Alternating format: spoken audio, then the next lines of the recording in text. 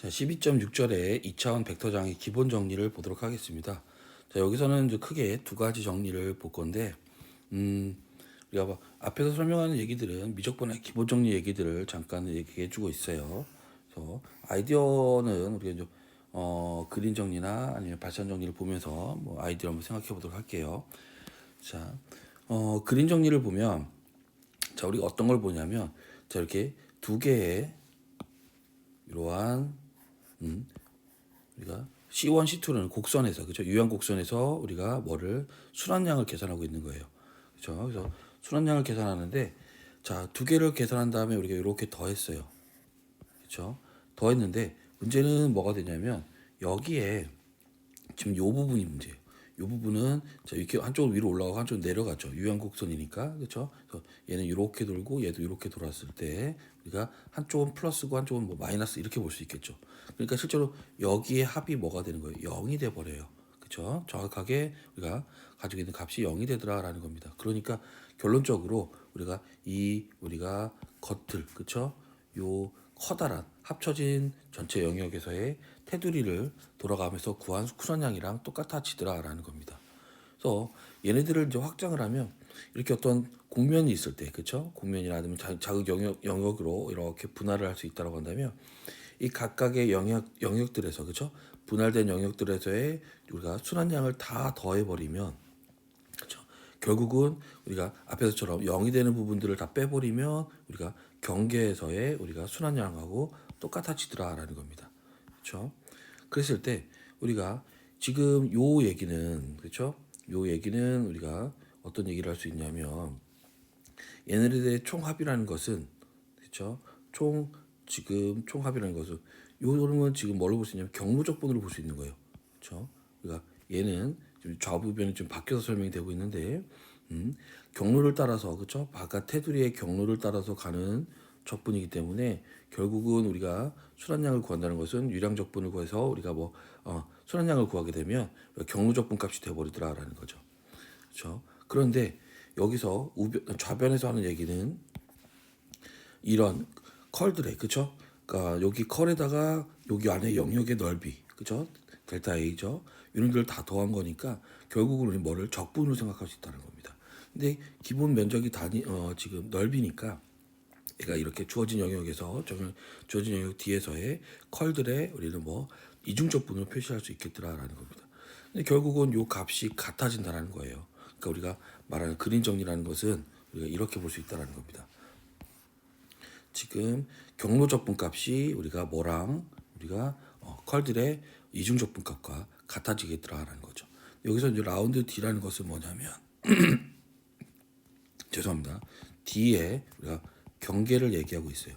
그렇죠? D의 경계를 라운드 D 뭐 이렇게 표현한다는 겁니다. 그러니까 마치 이 정리를 보면 실적으로 일중적분이에요. 그렇죠?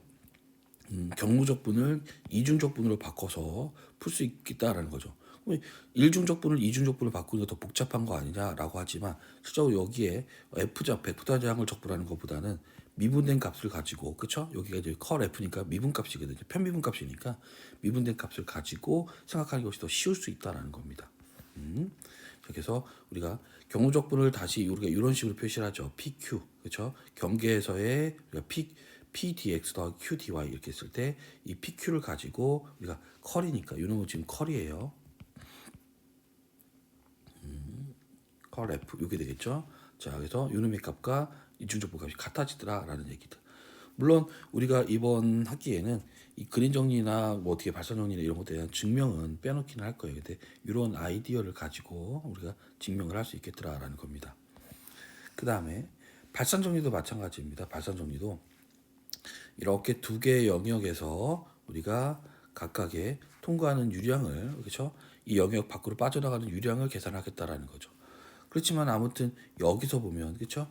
이쪽에서 본다면 우리가 이쪽 영역에 우리가 좀 자세히 보도록 할게요. 이쪽 D2에서 본다면 이 D1에서 빠져나오는 거 이런 빠져나오는 양이 있는 거예요. 근데 여기서 D2에서 D1 쪽으로 바라보면 여기서 또 빠져나가는 양이 이렇게 있는 거죠. 근데 이게 같은 점으로 본다면 얘가 합이 당연히 한 놈은 반대로 나가고 한 놈은 반대로 나가니까 반대 방향이니까 서로 합이 0이 되더라라는 겁니다. 그래서 똑같이 빠져나간 유량이 각각의 했을 때 이 경계에서 0이 만들어지기 때문에 우리는 전체 영역, 그쵸? 전체 영역에서 우리가 빠져나오는 유량과 똑같아지더라라는 거죠. 얘도 마찬가지로, 그러니까 지금 라운드 D1이니까 그쵸? D1의 경계를 통과하는 유량과 D2 라운드 D2를 통과하는 유량의 합이 전체에서 빠져나가는 통과하는 유량과 똑같아지다라는 겁니다.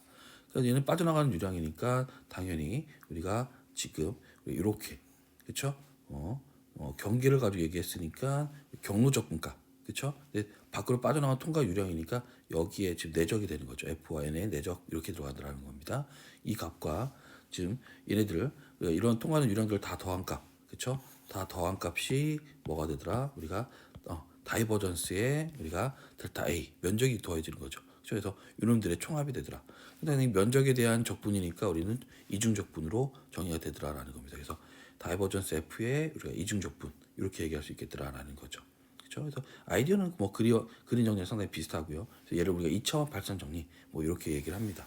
여기서 마찬가지로 라운드 D는 경계예요. 그래서 경계에서의 경로적분 값이 그렇죠? 유량에 대한 경로적분 값이 우리가 다이버전스의 지금 이중적분하고 같아진다. 요 얘기를 해주고 있어요. 그래서 이런 마찬가지로 증명도 우리가 뭐 나중에 뭐 연습 문제나 아니면 마지막 절쯤에 나와 있긴 한데 우리 수준의 증명이 좀 어렵기 때문에 증명을 빼는데 이런 아이디어다라는 거 잘 가지고 넘어가자라는 겁니다. 그래서 몇 가지 예를 한번 들어보도록 할게요.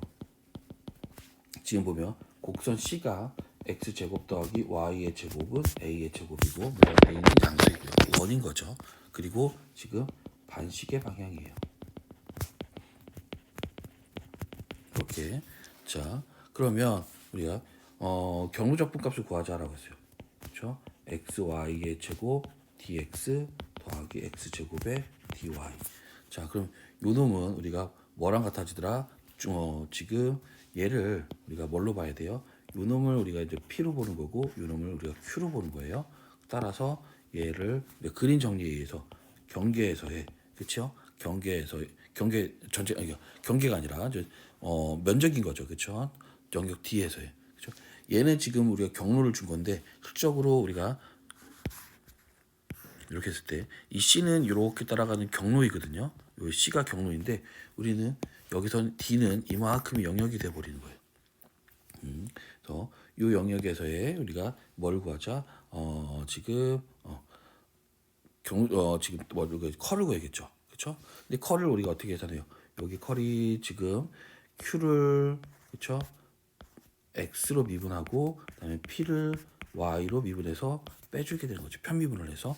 그러니까 여기에 들어갈 것은 지금 Q를 X로 미분하면 2X 이렇게 마이너스에 P를 Y로 미분하면 2XY 이렇게 DX, DY 요게 되더라는 거죠. 그렇죠? 뭔가 문제가 여기 죄송합니다. 여기 Y가 빠졌네요. 그럼 여기 Y가 들어가겠죠. 그럼 결국 얘가 그렇죠? 뒤에서의 0 값이 되는 거죠. 이렇게 따라서 얘도 뭐 전체가 0이 되겠죠. 이렇게 이런 식의 문제. 그러니까 경로적분을 구해서 0을 찾을 수 있긴 하지만 훨씬 더 쉽게 풀리는 거죠. 편미분을 해버리니까. 자, 그 다음에 예제도 보도록 할게요. 자, 얘도 이번에도 C가 X제곱 더하기 Y의 제곱은 9 원이죠. 그리고 반식의 방향 이렇게 주었어요. 여기에서 우리가 경로적분을 구하자. 그러면 얘가 3y-2의 sin x제곱의 dx 더하기 7x의 플러스 루트의 y의 4제곱 더하기 1. 함수 자체가 상당히 복잡하죠. 경로적분 구하는 게 뭐 불가능할 수도 있어요. 상당히 힘들기 때문에. 그렇죠? 물론 뭐 치환적분 뭐 이런 것들 뭐 이런 여러 가지 방법을 쓰긴 해야 될 것 같아요. 근데 그림 정리를 통하면 주어진 영역에서 그렇죠? 주어진 영역에서 우리가 뭘 구하면 돼요? 요놈이 지금 P니까 Q니까 X로 미분하면 얘는 7 그렇죠? 빼기 요놈이 P니까 Y를 미분하면 Y를 편미분하는 거죠. 3 이렇게 dx, dy 이런 식으로 그러니까 편미분이 상당히 좋은 거죠. 나머지 변수들 다 지워주니까 결국은 얘가 D에서의 4dx, dy 요게 되는 거고 4 곱하기 자 어차피 상수니까 D의 영역을 곱해주면 되는데 D 영역은 우리가 뭐였어요? 지금 얘도 보면 이렇게 했을 때 여기가 3인 이 내부, 그렇죠? 이 내부가 D가 되는 거거든요. 이렇게. 그러니까 D의 넓이를 구하면 되는 거예요. 그렇죠? D의 넓이는 당연히 우리가 지금 얘가 반지름이 3이죠. 그렇죠? 3이니까 우리가 뭐가 돼요? 9파이 이렇게 되겠네요. 그렇죠? 36파이 이렇게. 그렇죠? 이런 식으로 우리가 만들어진다라는 겁니다. 그렇죠? 이렇게. 자, 그래서 이런 문제를 좀 봤고요. 그 다음에 자 이번에는 뭐 계속 비슷한 형태의 문제예요. C가 x 제곱 더하기 y의 제곱은 4에 대해서 그렇죠? 마찬가지로 방향 이번에는 시계 방향이에요. 그렇죠? 시계 방향인 거고 그 다음에 좋아 경로값을 줬는데 자, 경로 적분값 그러면 C에서 2y 더하기 루트의 9 더하기 x의 세제곱의 dx 더하기 5x 더하기 2의 y의 제곱의 거듭제곱 dy 이렇게 되는 거죠. 자, 근데 얘를 원판이라고 한다면 실제 돌아가는 방향은 우리가 뭐가 돼야 돼요? 반시계 방향이 제대로 된 방향이거든요. 그렇죠? 우리가 일반적인 치환에 의하면 그렇죠? 따라서 얘의 값은 우리가 뭐 지금 마이너스 c 이렇게 보는 거죠. 그렇죠? 2y 더하기 루트의 9x 세제곱 dx 더하기 5x 플러스 2의 y의 제곱의 dy 그렇죠? 이렇게 그렇죠? 그래서 마이너스 c 값을 가지게 되는 이런 게 되는 거죠. 그렇죠? 그래서 요거에 대한 우리가 경로적 불값을 구하는데 근데 실적으로 여기서 구하면 얘는 영역에서 그렇죠? 반시계 방향으로 돌아가는 거를 우리가 생각을 하고 있는 거예요. 그러면 요 놈을 우리가 x로 미분하면 5가 되고 요 놈을 y로 미분하면 2가 되니까 dx dy 이렇게. 자, 따라서 얘도 요 값이 3인 거고 원판의 넓이는 당연히 4파이가 되는 거죠. 그래서 12파이 이렇게 되더라는 거죠. 근데 우리는 약간 반대 방향을 구한 거거든요. 그렇죠? 그러니까 결국 우리가 구하는 그러니까 원래 경우 준 거, 그렇죠? 시계 방향으로 주어진 요놈의 값은 이렇게 되는 값은 우리가 뭐가 되는 거예요? 마이너스 12파이 요게 되는 거죠. 이렇게. 자, 그 다음에 정리 하나가 나오는데 뭐 간단한 정리예요. 자, 지금 보면 어떤 단순한 곡선, 그쵸? 단순한 닫힌 곡선 C로 둘러싼 영역의 넓이를 우리가 A라고 하는 거죠. 아까처럼 뭐 원이라면, 그쵸? 원이라면 이렇게 돌아가는 경로가 C가 있는 거죠. 얘는 경로예요. 그런데 이 경로로 닫혀 있는 영역의 넓이, 여기를 생각한다는 거죠. 이 넓이는, 그쵸? 물론 우리가 이제 반시계 방향으로 돌아가는 걸 우리가 양의 방향으로 보고 있으니까 2분의 1의 C의 마이너스 Y dx 더하기 X의 dy 이거의 값과 같더라는 거죠. 물론 또 다른 얘기로 경로에서 마이너스 Y의 dx값 그다음에 경로에서 X의 dx값 이거랑 같다라는 것들 자 이런 얘기를 좀 한번 해볼 텐데 자 한번 증명을 먼저 간단하게 보도록 하죠. 뭐 A 값을 구하고 싶은데 일단 2분의 1이 되어 있으니까 그냥 전체 값을 한번 구해볼게요. 경로값, 경로적분 값을 한번 직접 우리가 그림 정리를 통해서 한번 구해보도록 할게요.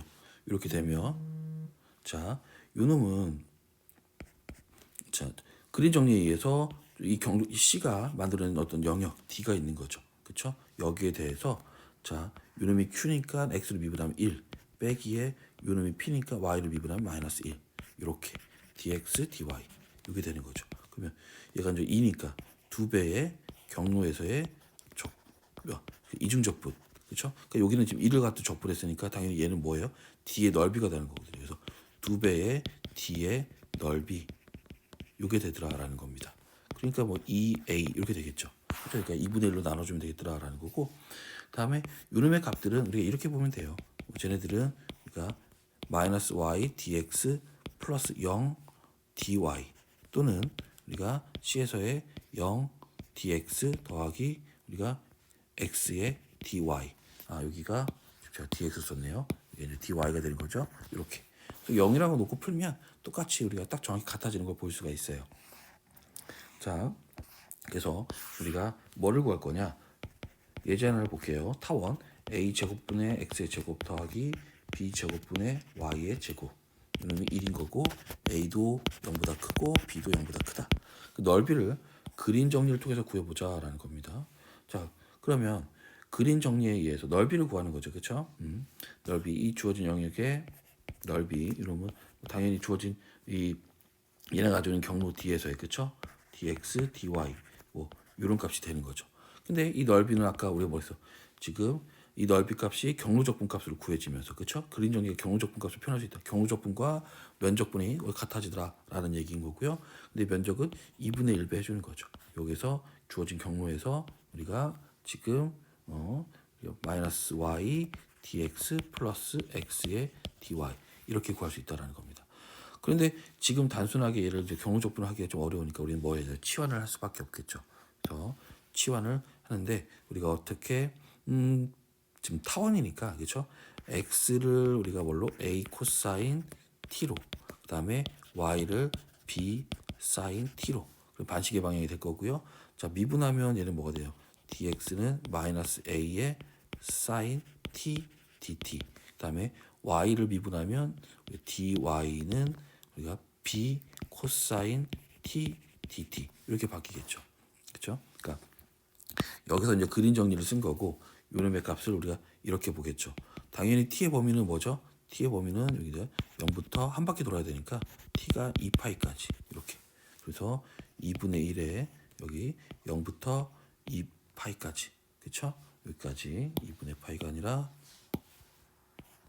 2파이까지 이렇게. 자 그럼 여기 이제 맞춰 넣어주면 돼요. 마이너스 y니까 요게 들어가는 거죠. 근데 마이너스 값인데 마이너스 b 사인 t 이렇게. 그 다음에 dx는 요놈이죠. 그냥 바꿔주는 거예요. 그럼 얘가 마이너스 a 사인 t의 dt 플러스 x는 a 코사인 t 그 다음에 dy는 그렇죠? b 코사인 t dt 이렇게. 그러니까 여기서 dt, dt를 이제 묶어낸다고 생각하시면 돼요. 간단하게 0부터 2파이까지 자 dt로 묶어내면 요놈이 ab의 사인의 제곱의 t 더하기 ab의 코사인의 t 이게 제곱 t가 되고요.